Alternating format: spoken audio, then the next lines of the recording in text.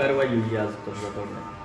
अपने रावतसर के ward number 11 के अंदर झिंझा परिवार है, जिसमें 3 भाई हैं, सुरेंद्र, वीरेंद्र, अनिल, जिनके कुल आपराधिक इन तीनों के और इनके बच्चों के विरुद्ध कुल 19 मुकदमे अलग अलग थानों में अलग अलग श्रेणी के अपराध पंजीबद्ध हो रखे हैं, जिनमें इन लोगों का चालान हुआ है।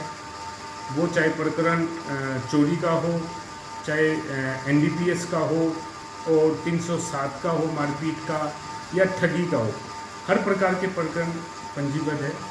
पिछले लंबे टाइम से शिकायत मिल रही थी कस्बे के अंदर कि ये बड़े अलग तरीके से कस्बे के अंदर चिट्टा तस्करी कर रहे हैं, जिससे कि युवा पीढ़ी है उसको नुकसान पहुंच रहा था।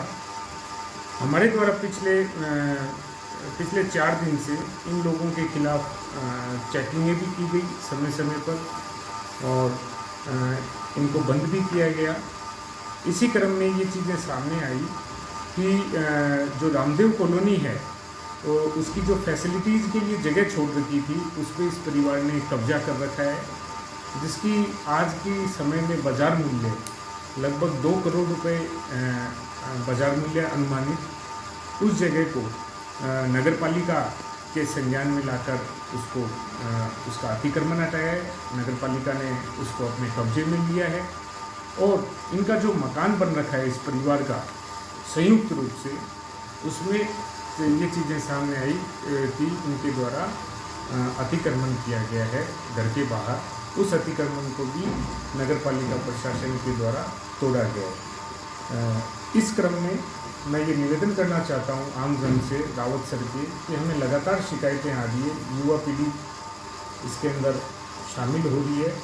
अब हमारी कार्रवाइयाँ लगातार इसी तरह जारी रहेगी।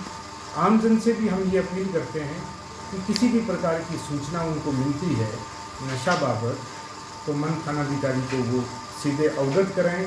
ये अभियान हमारा तेज़ी लाएंगे। इस अभियान के अंदर हमारे SP साहब प्रतिदिन इन चीज़ों की मॉनिटरिंग कर रहे हैं और हमारे द्वारा पिछले 3 महीने के अंदर टोटल 13 मुकदमे हमारे थाने के द्वारा दर्ज किए गए हैं, जिसमें हर प्रकार का माल हमने जब्त किया है, चाहे वो कॉमर्शियल है, मिनिमम है, मीडियम क्वांटिटी है, और इनके जो बैकवर्ड और आगे के सोर्स हैं उनको मेरे द्वारा उनकी पत्रावलियों के अंदर नामजद भी किया गया है और इसी प्रकार हमारी कार्रवाइयाँ लगातार जारी रहेगी।